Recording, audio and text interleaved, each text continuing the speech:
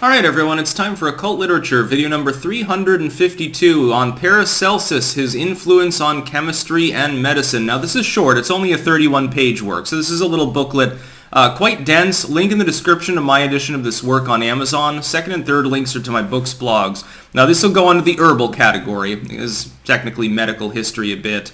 Very interesting. Paracelsus is noted to be essentially the father of what became chemistry. We're talking back in the Renaissance era. Up until then, chemistry was crudely understood. It was labeled alchemy, and it was mostly about transmutation. So the idea was people wasted their time putting various minerals together and trying to make gold. Of course, none of these actually worked. But they did discover many interesting chemical processes in the process. Saltpeter production, which becomes kind of important once gunpowder becomes more common. Certainly the development of certain medicines, and that's what Paracelsus involved himself with, as well as other things in counterfeiting. That was something that was also done, just to be clear. They also had phosphorescence, the ever-burning lance of Trithemius. There's probably some truth to that basic concept. Apparently they found some in old tombs, but when they're exposed to too much air, they quickly fritter away. Anyway, Paracelsus did more than that. He's perhaps most notable, technically speaking, for something that wasn't entirely accurate but kind of made sense and replaces sort of Galenism and some of these other groups as far as the usefulness of medicines, which is that up until basically Paracelsus' time, random and usually toxic minerals especially were put together with things like powdered vipers and dead frogs and poop and stuff like that. Paracelsus predominated as far as herbals go. So this isn't quite yet the Thomsonian school of herbal simples, but more standardized herbal preparations were based on physiognomy. The idea, for instance, was that if a plant's root looked like a withered hand, it must be good for arthritis. If the flowers looked like skulls, it was good for a brain inflammation. Stuff like that. This is how Paracelsus saw the herbal world.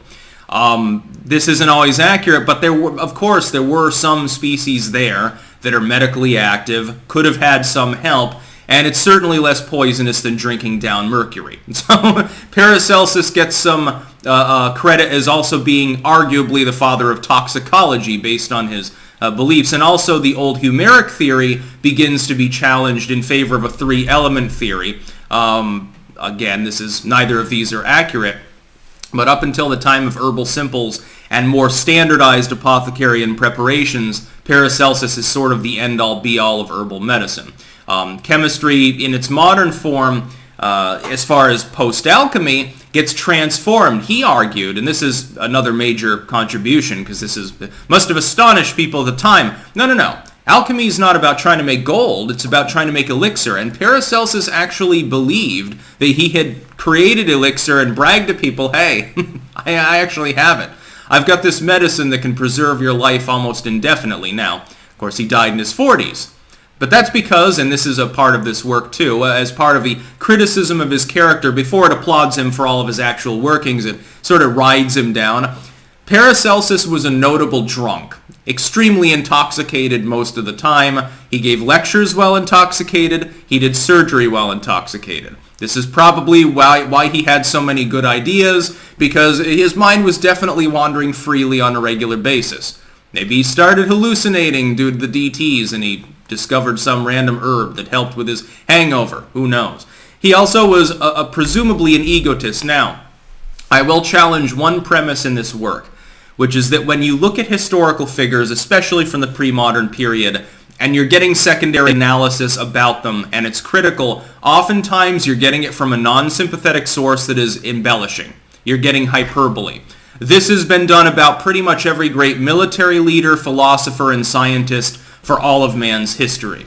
Do I believe that Paracelsus, therefore, was constantly sloshed, I mean, not jokingly like, haha, Paracelsus was a drunk, but actually sloshed 24/7? No, clearly he wasn't, although dying early, was known to imbibe, be a wine tippler a bit, probably didn't do him any good, and would have drawn some criticism. Also, he basically said, fuck the Pope, fuck the Protestants.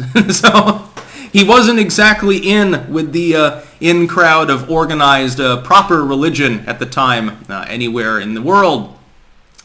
Seems to have been entirely dedicated to, hey, God gave us herbs. They kind of look like diseases, and so you should use them.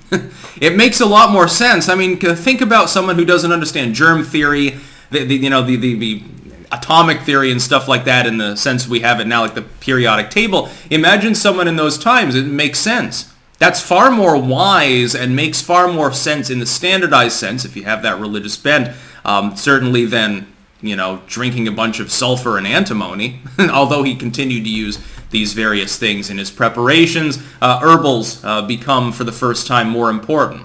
And that herbal importance, by the way, that Paracelsus was a big part of, people had been fixating on minerals a lot before then. That lasts from Paracelsus' time up through the Thomsonian school, up through homeopathy, by and large, and really doesn't peter out until the middle of the 1900s. And then only in some parts of the world. In most of the world, the herbals are still predominant.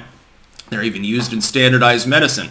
Paracelsus, after all, one of the wisest people within history, arguably. So again, link in the description of my edition of this work on Amazon, second and third links to my books blogs. Very interesting. I know it's short, but it is extremely highly recommended. And Paracelsus is one of the few individual figures about which I would be willing to actually edit a work.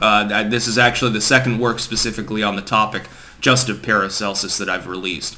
That's about all. Peace out.